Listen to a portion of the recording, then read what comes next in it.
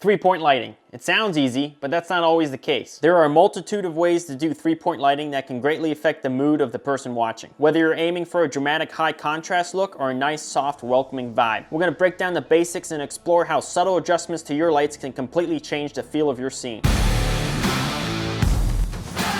Three-point lighting can be broken down into three basic parts. You have your key light, your fill light, and your backlight. Each of these lights play a specific role in creating the look to your scene. First, we have the key light. This is your main light source. It's the strongest light and usually positioned at about a 45-degree angle from your subject. This light does most of the heavy lifting. It illuminates your face or subject and creates the mood of the shot. The key is to make sure it's strong enough to light up your subject, but not so harsh that it creates unwanted, nasty shadows. Next up, we have the fill light. The fill light's job is to soften the shadows created by the key light. It's not as strong as the key light, usually about half as bright, and placed on the opposite side of the key at about a 45-degree angle as well. The fill helps balance out the key light and gives you a more natural look. Now let's move on to the final piece of the puzzle, the backlight, or sometimes called the hair light. The backlight is placed behind you, aimed towards the back of the head or shoulders, just off camera. Its job is to separate the subject from the background, creating more depth and making you stand out from the scene. For a basic three-point setup, you usually have your key the brightest, fill light about half as bright, and the backlight often around the same brightness as the key, depending on what look you want to go for. So this setup filming me right here is using three-point lighting, and it's usually what I use in most of my YouTube videos. I do have very soft modifiers on both my key light and my fill light,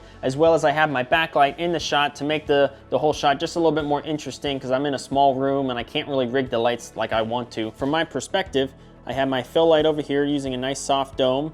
It's a Rosco DMG, only at like 5%. On my left here is my key light. It's an F22 panel. It's at about 7% with some heavy diffusion and also this grid to keep it from spilling on the walls. If this was like a real interview, I would have my backlight just off camera and I would have it rigged up high, maybe even directly overhead right above camera to get all my head and shoulders for the background. So now let me on and off the lights here for you guys so you can see the different looks and how it's working on my setup. So this is my key here. That's my key off.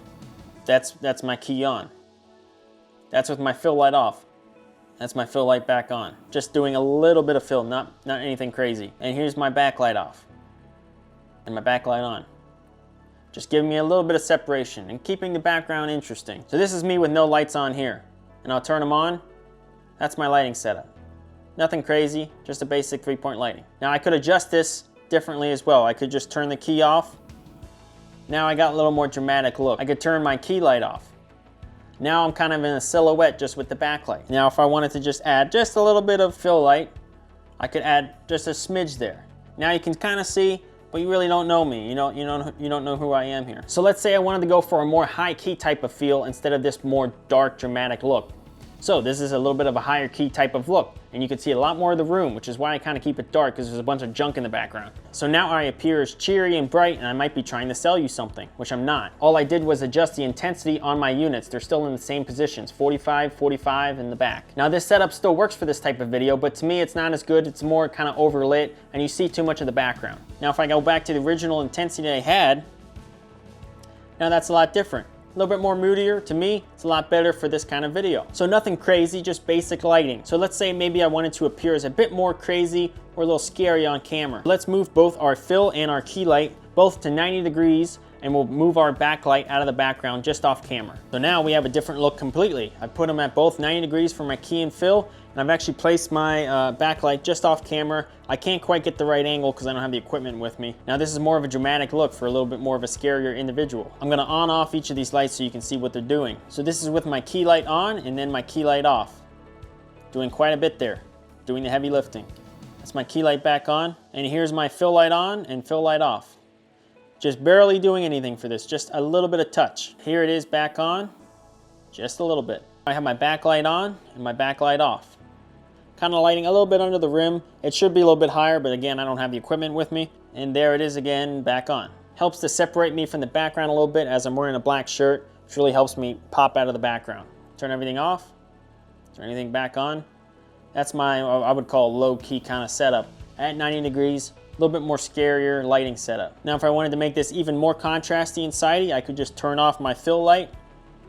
Now we're even darker on this side, and I'm almost going into black. I could crush that in post to even have bright and then completely black on this side to really get a deep look. Now if you were watching this video instead, you might think I'm some kind of threat, or maybe I'm an intimidating person on this video. So my point being, there's a lot of different ways to do 3-point lighting, and not a single way is always the best way. When you're lighting, the first thing you should do before even turning on the light, as a DP, gaffer, or even a director trying to explain the mood to your crew, is how do I want this person to appear on camera? Are they a criminal being interviewed for a documentary? Or is it a cheery ad for a grocery store commercial? The way you light can change the whole look and feel of what the viewer experiences. 3-point lighting is the basics to good lighting, and learning how to master it is key. There's even situations where having less lights is better, like 2-point or even 1-point lighting. Having more lights does not always make a better scene. We live on a planet with only one light source, and the more you can imitate that one light source, usually the better it's going to be. The real trick is making those 3 lights look like a singular light source. And the best part is you don't need expensive equipment to get started. You can use affordable softboxes or even DIY tricks to achieve these types of looks. Now go out and try these lighting tricks yourself, and if you guys have any tips or tricks in your lighting setups, let me know in the comments. If you guys enjoyed this video, please give me a like and subscribe. It really helps me out, and hit that bell notification. We'll see you next week.